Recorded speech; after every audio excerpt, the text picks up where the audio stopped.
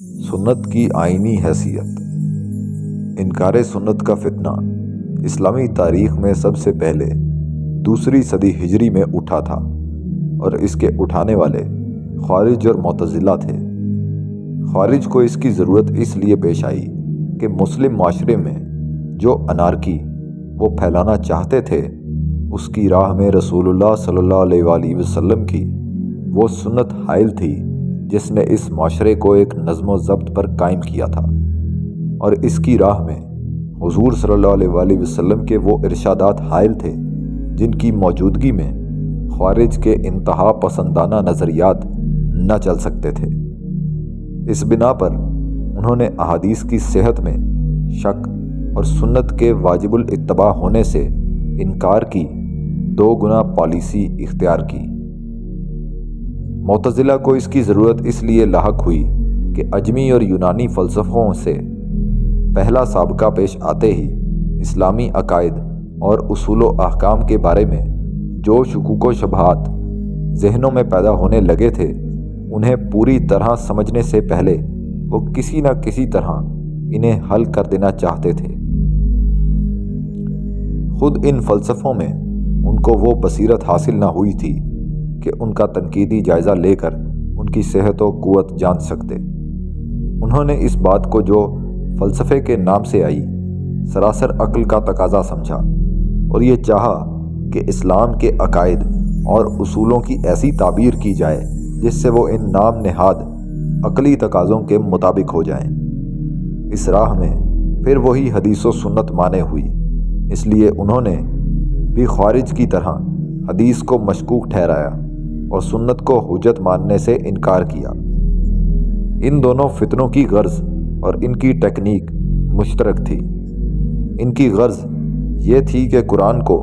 اس کے لانے والے کی قولی و عملی تشریح و توضیح سے اور اس نظام فکر و عمل سے جو خدا کے پیغمبر نے اپنی رہنمائی میں قائم کر دیا تھا، الگ کر کے مجرد ایک کتاب کی حیثیت سے لے لیا جائے، اور پھر اس کی منمانی تعویلات کر کے ایک دوسرا نظام بنا ڈالا جائے جس پر اسلام کا لیبل چسپاں ہو۔ اس غرض کے لیے جو ٹیکنیک انہوں نے اختیار کی، اس کے دو حربے تھے۔ ایک یہ کہ احادیث کے بارے میں یہ شک دلوں میں ڈالا جائے کہ وہ فی الواقع حضور صلی اللہ علیہ وآلہ وسلم کی ہیں ہی نہیں۔ دوسرے، یہ اصولی سوال ٹھہرایا جائے کہ کوئی قول یا فعل حضور صلی اللہ علیہ وآلہ وسلم کا ہو بھی تو ہم اس کی اطاعت و اتباع کے پابند کب ہیں؟ ان کا نقطہ نظر یہ تھا کہ محمد رسول اللہ صلی اللہ علیہ وآلہ وسلم ہم تک قرآن پہنچانے کے لیے مامور کیے گئے تھے، سو انہوں نے وہ پہنچا دیا۔ اس کے بعد محمد بن عبداللہ صلی اللہ علیہ وآلہ وسلم ویسے ہی ایک انسان تھے جیسے ہم ہیں۔ انہوں نے جو کہا اور کیا وہ ہمارے لیے حجت کیسے ہو سکتا ہے؟ یہ دونوں فتنے تھوڑی مدت چل کر اپنی موت آپ مر گئے، اور تیسری صدی کے بعد پھر صدیوں تک اسلامی دنیا میں ان کا نام و نشان باقی نہ رہا۔ جن بڑے بڑے اسباب نے اس وقت ان فتنوں کا کلا کما کر ڈالا وہ حسب ذیل تھے۔ نمبر 1، محدثین کا زبردست تحقیقی کام، جس نے مسلمانوں کے تمام سوچنے سمجھنے والے لوگوں کو مطمئن کر دیا کہ رسول اللہ صلی اللہ علیہ وآلہ وسلم کی سنت جن روایات سے ثابت ہوتی ہے وہ ہرگز مشتبہ نہیں ہے، بلکہ نہایت معتبر ذرائع سے امت کو پہنچی ہیں، اور ان کو مشتبہ روایات سے الگ کرنے کے لیے بہترین علمی ذرائع موجود ہیں۔ نمبر 2، قرآن کی تصریحات، جن سے اس زمانے کے اہل علم نے عام لوگوں کے سامنے یہ بات ثابت کر دی کہ دین کے نظام میں محمد رسول اللہ صلی اللہ علیہ وآلہ وسلم کی وہ حیثیت ہرگز نہیں ہے جو منکرین سنت حضور صلی اللہ علیہ وآلہ وسلم کو دینا چاہتے ہیں۔ آپ صلی اللہ علیہ وآلہ وسلم قرآن پہنچا دینے کے لیے محض ایک نامہ بر مقرر نہیں کیے گئے تھے، بلکہ آپ صلی اللہ علیہ وآلہ وسلم کو خدا نے معلم، رہنما، مفسر قرآن، شارع قانون اور قاضی و حاکم بھی مقرر کیا تھا۔ لہٰذا خود قرآن ہی کی روح سے آپ صلی اللہ علیہ وسلم کی اطاعت و پیروی ہم پر فرض ہے، اور اس سے آزاد ہو کر جو شخص قرآن کی پیروی کا دعویٰ کرتا ہے وہ دراصل قرآن کا پیرو بھی نہیں ہے۔ نمبر 3، منکرین سنت کی اپنی تعویلات، جن کا کھلونا قرآن کو بنا کر انہوں نے عام مسلمانوں کے سامنے یہ حقیقت بالکل برہنہ کر دی کہ سنت رسول اللہ صلی اللہ علیہ وسلم سے جب کتاب اللہ کا تعلق توڑ دیا جائے تو دین کا حلیہ کس بری طرح بگڑتا ہے، خدا کی کتاب کے ساتھ کیسے کیسے کھیل کھیلے جاتے ہیں، اور اس کی معنوی تحریف کے کیسے مضحکہ انگیز نمونے سامنے آتے ہیں۔ نمبر 4، امت کا اجتماعی ضمیر، جو کسی طرح یہ بات قبول کرنے کے لیے تیار نہ تھا کہ مسلمان کبھی رسول اللہ صلی اللہ علیہ وسلم کی اطاعت و پیروی سے آزاد بھی ہو سکتا ہے۔ چند سرپھرے انسان تو ہر زمانے میں اور ہر قوم میں ایسے نکلتے ہیں جو بے تکی باتوں ہی میں تک محسوس کرتے ہیں، مگر پوری امت کا سرپھرا ہو جانا بہت مشکل ہے۔ عام مسلمانوں کے ذہنی سانچے میں یہ غیر معقول بات کبھی ٹھیک نہ بیٹھ سکی کہ آدمی رسول اللہ صلی اللہ علیہ وسلم کی رسالت پر ایمان بھی لائے اور پھر اس کی اطاعت کا کلادہ اپنی گردن سے اتار بھی پھینکے۔ ایک سیدھا سادہ مسلمان جس کے دماغ میں ٹیڑھ نہ ہو عملاً نافرمانی کا مرتکب تو ہو سکتا ہے، لیکن یہ عقیدہ اختیار کبھی نہیں کر سکتا کہ جس رسول اللہ صلی اللہ علیہ وسلم پر وہ ایمان لایا ہے اس کی اطاعت کا وہ سرے سے پابند ہی نہیں ہے۔ یہ سب سے بڑی بنیادی چیز تھی جس نے آخر کار منکرین سنت کی جڑ کاٹ کر رکھ دی۔ اس پر مزید یہ کہ مسلمان قوم کا مزاج اتنی بڑی بدعت کو ہضم کرنے کے لیے کسی طرح تیار نہ ہو سکا کہ اس پورے نظام زندگی کو اس کے تمام قاعدوں اور ضابطوں اور اداروں سمیت رد کر دیا جائے جو رسول اللہ صلی اللہ علیہ وسلم کے عہد سے شروع ہو کر خلفائے راشدین، صحابہ کرام، تابعین، ائمہ مجتہدین اور فقہائے امت کی رہنمائی میں مسلسل ایک ہموار طریقے سے ارتقا کرتا چلا آ رہا تھا، اور اسے چھوڑ کر آئے دن ایک نیا نظام ایسے لوگوں کے ہاتھوں بنوایا جائے جو دنیا کے ہر فلسفے اور ہر تخیل سے متاثر ہو کر اسلام کا ایک جدید ایڈیشن نکالنا چاہتے ہوں۔ اس طرح فنا کے گھاٹ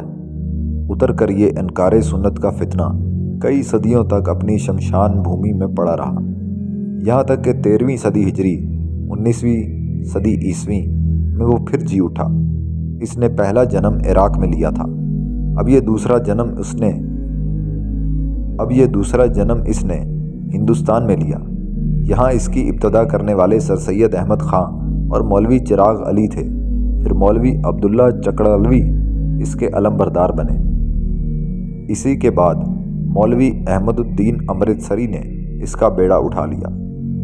پھر مولانا اسلم جیراج پوری اسے لے کر آگے بڑھے، اور آخر کار اس کی ریاست چودھری غلام احمد پرویز کے حصے میں آئی، جنہوں نے اس کو ضلالت کی انتہا تک پہنچا دیا ہے۔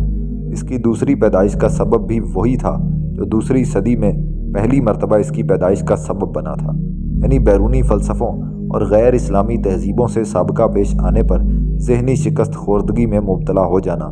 اور تنقید کے بغیر باہر کی ان ساری چیزوں کو سراسر تقاضائے عقل مان کر اسلام کو ان کے مطابق ڈھالنے کی کوشش کرنا۔ لیکن دوسری صدی کی بنسبت 13ویں صدی کے حالات بہت مختلف تھے۔ اس وقت مسلمان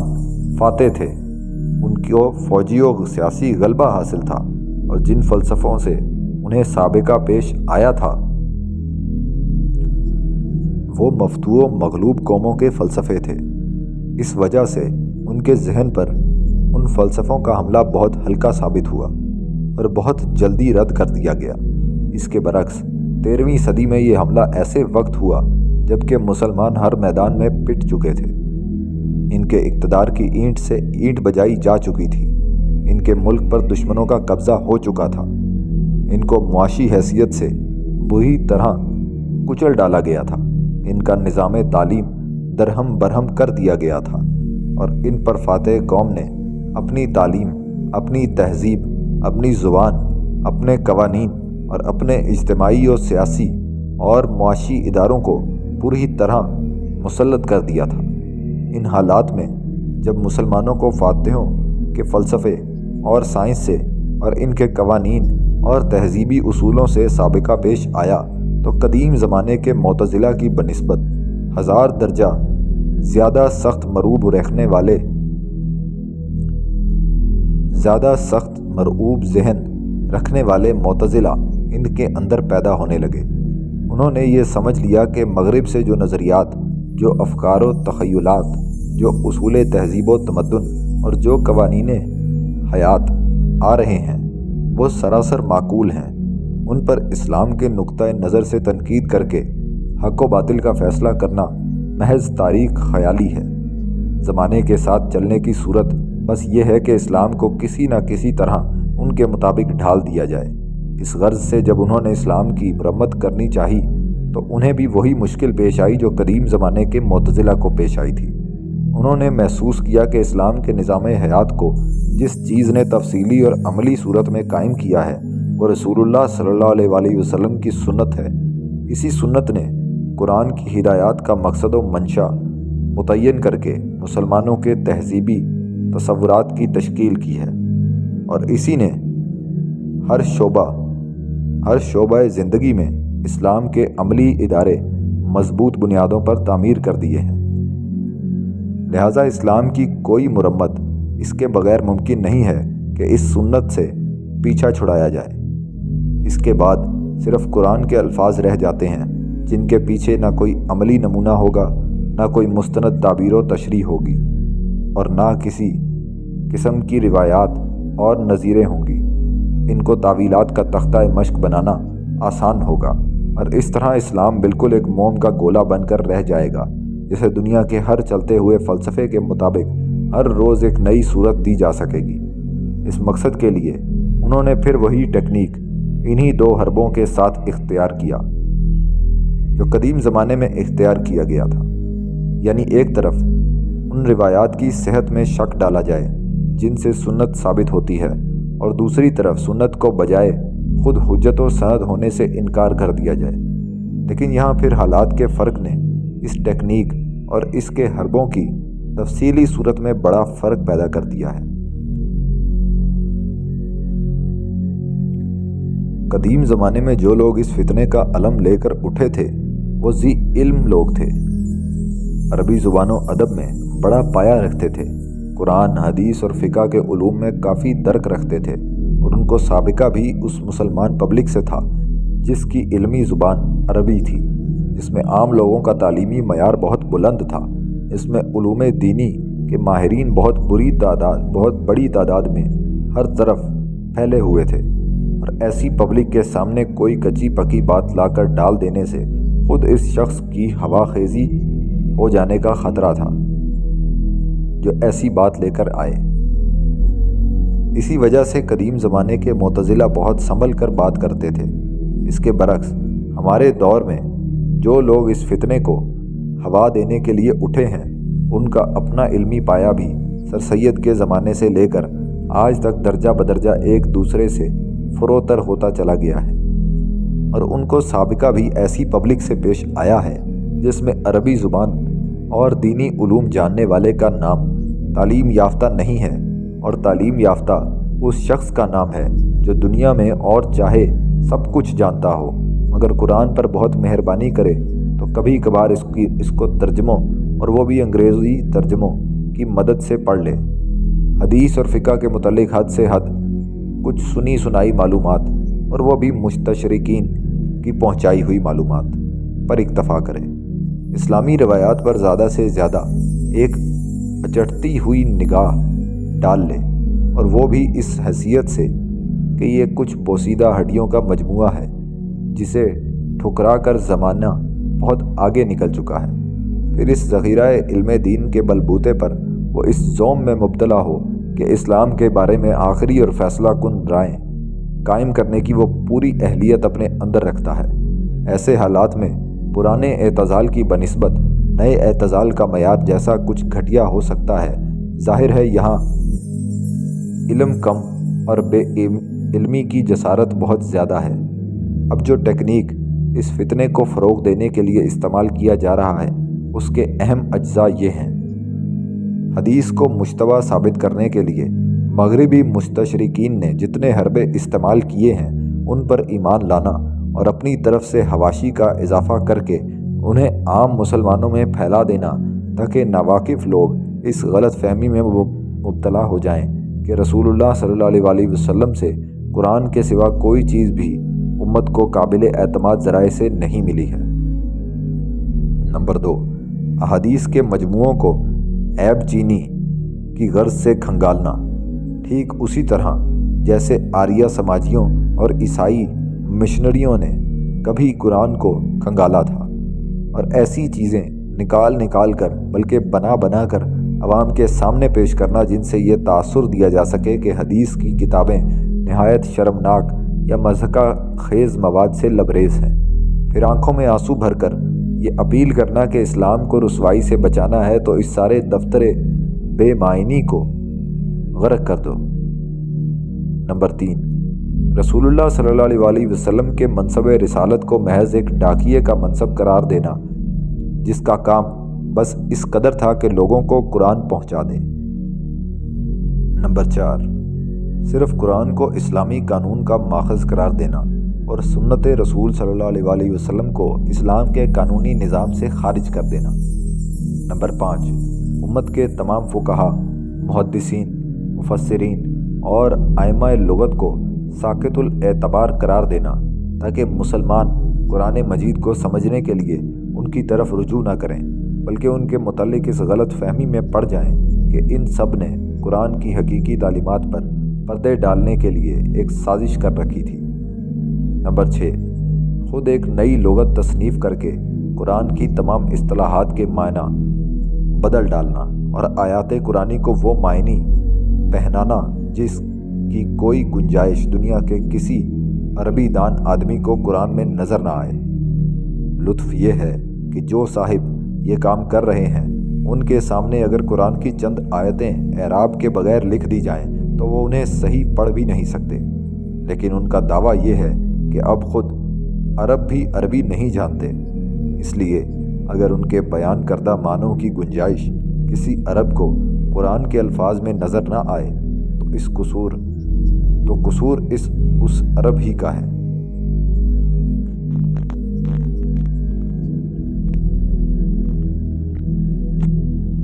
اس تخریبی کام کے ساتھ ساتھ ایک نئے اسلام کی تعبیر بھی ہو رہی ہے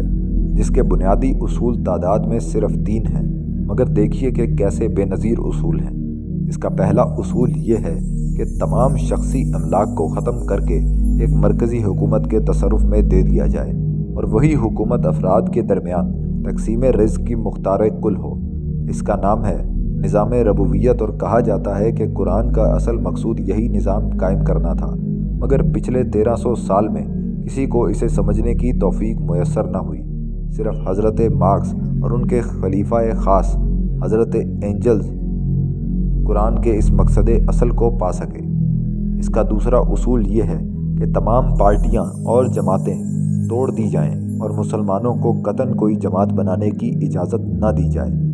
تاکہ وہ معاشی حیثیت سے بے بس ہو جانے کے باوجود اگر مرکزی حکومت کے کسی فیصلے کی مزاحمت کرنا چاہیں تو غیر منظم ہونے کی وجہ سے نہ کر سکیں۔ اس کا تیسرا اصول یہ ہے کہ قرآن میں جس اللہ اور رسول پر ایمان لانے اور جس کی اطاعت بجا لانے اور جسے آخری سند تسلیم کرنے کا حکم دیا گیا ہے اس سے مراد ہے مرکز ملت۔ یہ مرکز ملت چونکہ خود اللہ اور رسول اللہ صلی اللہ علیہ وسلم ہے، اس لیے قرآن کو جو معنی وہ پہنائے وہی اس کے اصل معنی ہے۔ اس کے حکم یا قانون کے متعلق یہ سوال سرے سے اٹھایا ہی نہیں جا سکتا کہ وہ قرآن کے خلاف ہے۔ جو کچھ وہ حرام کرے وہ حرام اور جو کچھ وہ حلال کرے وہ حلال۔ اس کا فرمان شریعت ہے اور عبادات سے لے کر معاملات تک جس چیز کی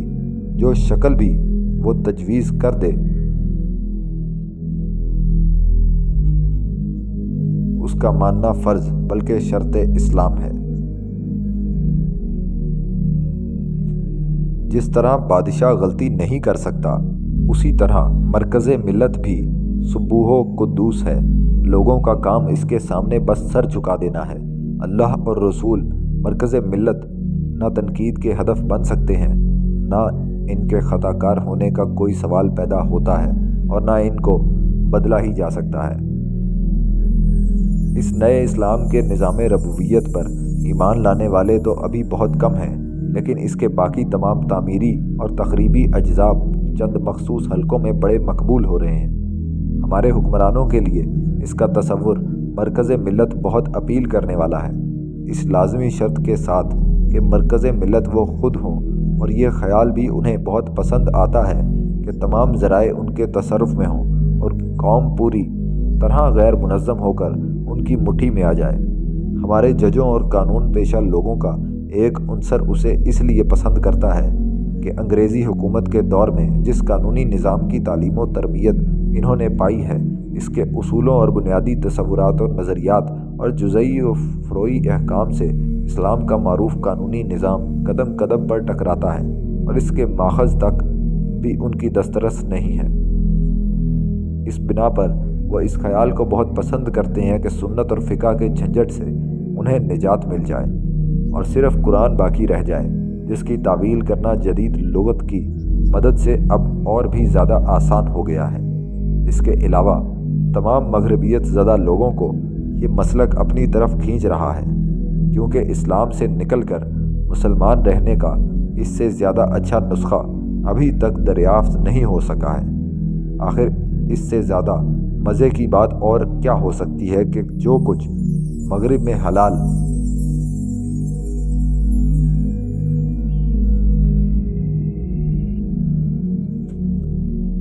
और मुल्ला के इस्लाम में आज तक हराम है, वो हलाल भी हो जाए और कुरान की सनद इन हलाल करने वालों के हाथ में हो। मैं पिछले 25-26 साल में इस फितने की तरदीद के लिए बहुत से मज़ामीन लिख चुका हूँ, जो मेरी मुतअद्दिद किताबों में दर्ज हैं।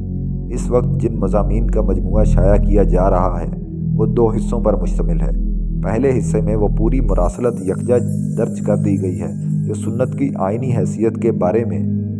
मेरे और डॉक्टर अब्दुल वदूद साहब के दरमियान हुई थी। दूसरे हिस्से में मगरबी पाकिस्तान हाई कोर्ट के एक रुकने जस्टिस मोहम्मद शफ़ी साहब का एक फ़ैसला नकल किया जा रहा है, जो उन्होंने 21 जुलाई 1960 को मुकदमा रशीदा बेगम बनाम शहाबुद्दीन वगैरह में सादिर फरमाया है, और मैंने इस पर मुफस्सिल तनकीद की है। इन दोनों हिस्सों में नाज़रीन एक तरफ मुनकरीन सुन्नत के तमाम मसाइल और दलाइल उनकी अपनी ज़ुबान में मुलाहिज़ा फरमा लेंगे, और दूसरी तरफ उन्हें यह भी मालूम हो जाएगा कि दीन के निज़ाम में सुन्नत की असल हैसियत क्या है। इसके बाद ये राय कायम करना हर शख्स का अपना काम है कि वो किस मसलक को कबूल करता है। जिन हजरात तक ये मजमुआ मज़ामीन पहुँचे उनसे मैं एक ख़ास गुजारिश करना चाहता हूँ। ये बहस दीन के एक नहायत अहम बुनियादी मसले से ताल्लुक़ रखती है, जिसमें किसी एक पहलू को तर्क और दूसरे को इख्तियार करने के नताइज बहुत दूर रस हैं। बदकिस्मती से दीन की असास के मुतालिक ये बहस हमारे मुल्क में न सिर्फ छिड़ चुकी है बल्कि एक नाजुक सूरत इख्तियार कर चुकी है। हमारे अरबाब इक़्तिदार का एक मोतदबा उनसर इनकार सुन्नत के मसलक से मुतासिर हो रहा है।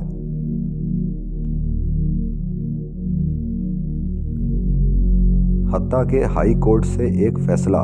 कुल्लियतन इनकार सुन्नत की बुनियाद पर सादिर हो चुका है, जो आगे नामालूम और किन किन मुकदमात में नज़ीर का काम दे। हमारे तालीम याफ्ता लोगों में और ख़ुसूसन सरकारी दफ्तरों में ये तहरीक मुनज़्ज़म तरीके से चल रही है। इसलिए ये ज़रूरी है कि जिन हजरात तक भी ये मजमुआ पहुँचे न सिर्फ ख़ुद गहरी नज़र से इसका मुताला फ़रमाएँ बल्कि दूसरे लोगों को भी इसके मुताले की तरफ तवज्जो दिलाएँ, कतई नज़र इससे कि वो सुन्नत के कायल हों या मुनकिर। राय जो शख्स जैसी भी चाहे कायम करे, मगर किसी पढ़े लिखे आदमी के लिए ये बात मुनासिब नहीं है कि महज यक रुख मुताले पर अपना एक जहन बना ले और दूसरा रुख देखने से इनकार कर दे। इस मजमूए में चूँकि दोनों रुख पूरी तरह वजाहत के साथ आ गए हैं, इसलिए उम्मीद है कि ये कायलीन सुन्नत और मुनकरीन सुन्नत दोनों को एक मुतवाज़िन राय कायम करने में मदद देगा।